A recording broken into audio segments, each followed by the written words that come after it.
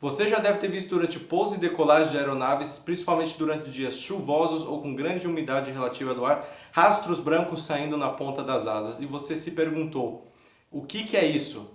Pois bem, essa é a esteira de turbulência. Apesar da esteira de turbulência gerar maravilhosas cenas na aviação, existe um grande perigo por trás dela. Mas por que a esteira de turbulência se forma? Qual é o real perigo que ela apresenta para a aviação no dia a dia? Pois bem, esse assunto muito interessante iremos abordar hoje.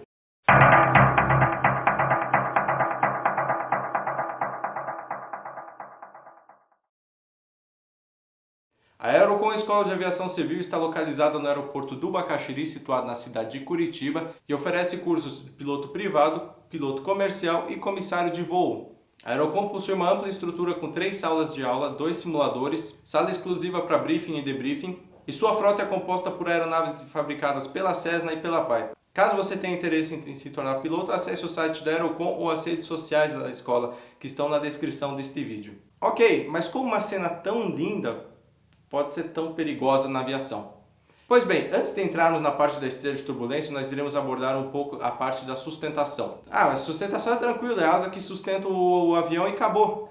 Não deixa de estar certo. Entretanto, nós precisamos abordar um pouquinho mais a parte teórica para que você possa entender a formação da esteira de turbulência. Quando uma aeronave se desloca pelo ar, ocorre um fenômeno em sua asa, que irá produzir uma força para cima, no sentido inverso ao peso. O perfil da asa ou aerofólio tem comprimentos diferentes na parte superior, extradorso, e na parte inferior, intradorso, devido ao seu formato, possibilitando que duas partículas de ar percorrendo tais comprimentos ao mesmo tempo, consequentemente tenham velocidades diferentes. Então, peraí, o ar tem velocidades diferentes quando ele passa pelo perfil aerodinâmico, no caso a asa? Sim, ele possui velocidades diferentes. A física explica que o aumento da velocidade de um fluido pelas paredes de um tubo provoca um aumento da pressão dinâmica, que é no caso o ar em movimento, e uma diminuição da pressão estática, o ar em repouso, originando uma força. Então, tal diferença de pressões estáticas será responsável por criar uma força perpendicular à superfície da asa, chamada de resultante aerodinâmica, agir no chamado centro de pressão, tendo como sua componente vertical a força de sustentação.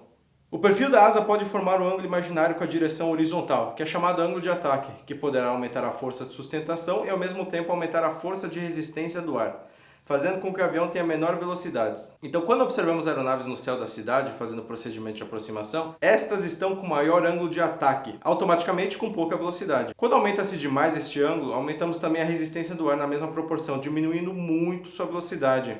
Com isso, o avião pode perder instantaneamente sua sustentação, entrando em stall. Quando a aeronave gera sustentação, ela também gera arrasto. Ambos são proporcionais. A partir do momento que uma asa gera sustentação, ela também irá gerar arrasto induzido, e é aí que entra a esteira de turbulência. O arrasto induzido está relacionado com a diferença de pressão entre a parte superior e inferior da asa. O ar que flui no intradorso, parte inferior, tende a fluir para o extradorso, parte superior, originando um turbilhonamento na ponta da asa, com isto provocando uma resistência ao avanço do avião e diminuindo a sustentação. Existem alguns dispositivos para corrigir este problema, como os winglets ou wingtips, localizados nas pontas das asas, principalmente aeronaves mais modernas, que impedem a passagem do ar de cima para baixo. Da parte da sustentação, basicamente é isso. Nós iremos abordar a sustentação num outro vídeo.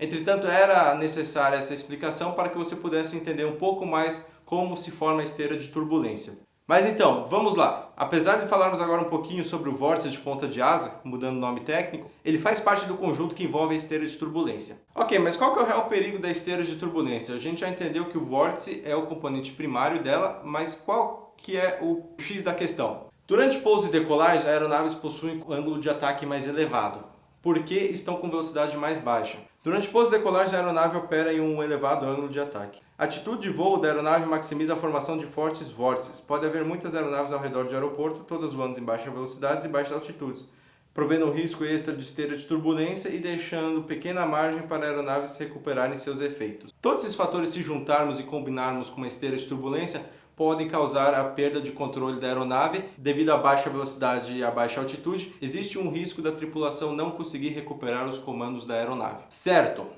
mas existe algum padrão de separação entre aeronaves? Sim, existem 4 tipos de categoria. No caso, a primeira categoria, aeronaves leves, com peso máximo de decolagem até 7.000 kg. Aeronaves de categoria média, que variam com peso máximo de decolagem entre 7.000 até 136.000 kg. Aeronaves de categoria pesada, que possuem peso máximo de decolagem superior a 136.000 kg.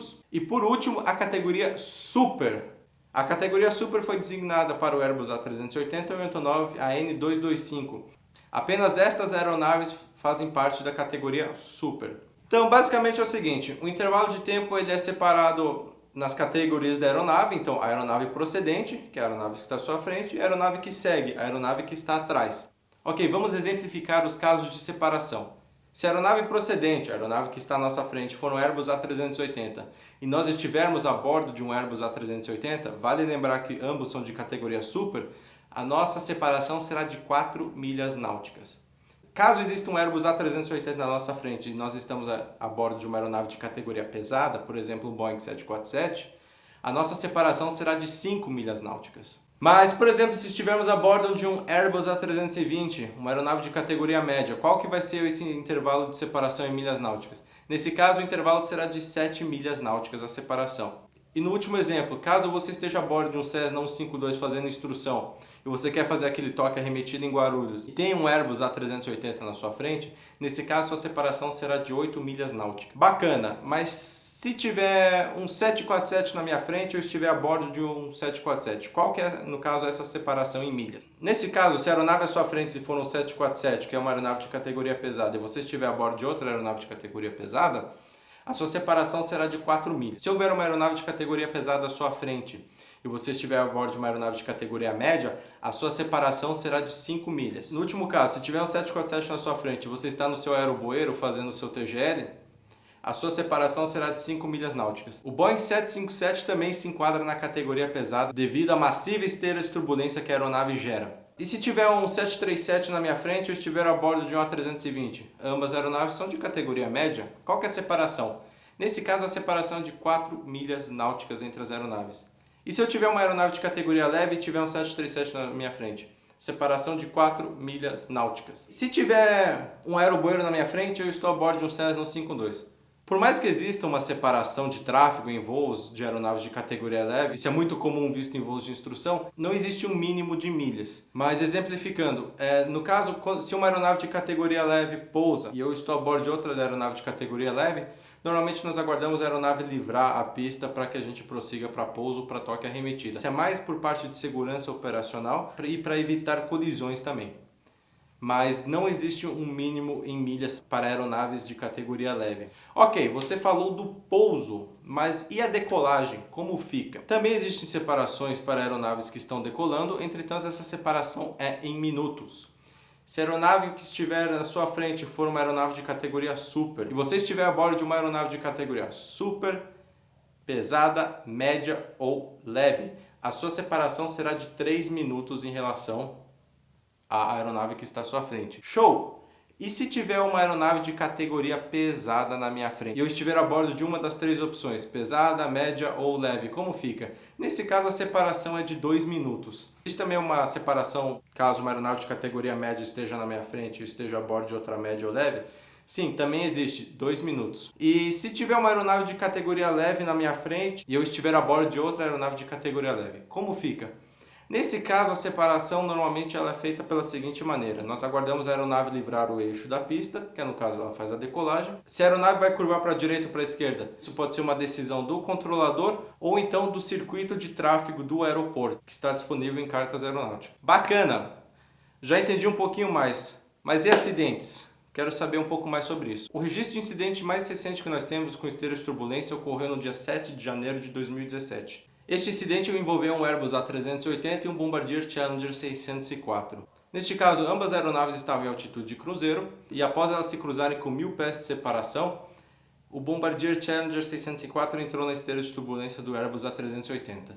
De acordo com relatos da tripulação e de passageiros, a aeronave perdeu 10.000 pés e girou no seu próprio eixo em forma de looping. Várias pessoas ficaram feridas e uma em estado grave. A força G foi tão forte nesse incidente que foi dado perda total no Challenger 604, por mais que a aeronave tenha pousado em segurança. No dia 16 de janeiro de 87, também houve um acidente envolvendo um Yakolev Ya-40 e um Ilyushin Il-76, na cidade de Tashkent.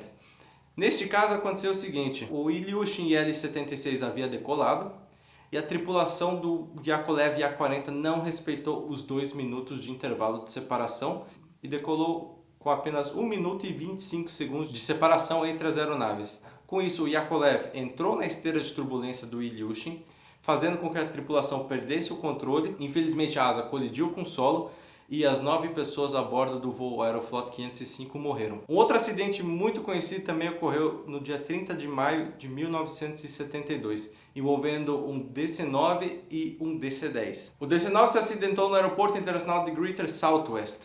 Neste caso, a aeronave estava fazendo procedimento de toque arremetida e entrou na esteira de turbulência de um DC-10.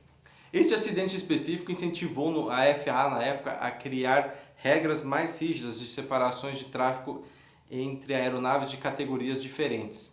Então é isso, pessoal. Apesar da esteira de turbulência gerar belas cenas, sempre tenha em mente que ela é um perigo real para a operação de aeronaves. Se você não gostou desse vídeo, fique à vontade para dar o dislike. Também convido você a deixar sua opinião nos comentários para melhorias futuras. Entretanto, se você gostou desse vídeo, dê o like, compartilhe com os amigos, inscreva-se no canal. Falando um pouquinho mais sobre aviação sem noção, nós não estamos limitados apenas ao Facebook, nós também estamos no Instagram, no Twitter e também no YouTube. E também possuímos nosso site, que é o www.aviaçãosemnoção.com. Então é isso, pessoal. Se você possui alguma crítica construtiva em relação a este vídeo, a parte de edição, a parte de explicação, por favor deixe nos comentários. Apesar de ser o nosso primeiro vídeo, nós estamos sempre abertos a críticas construtivas.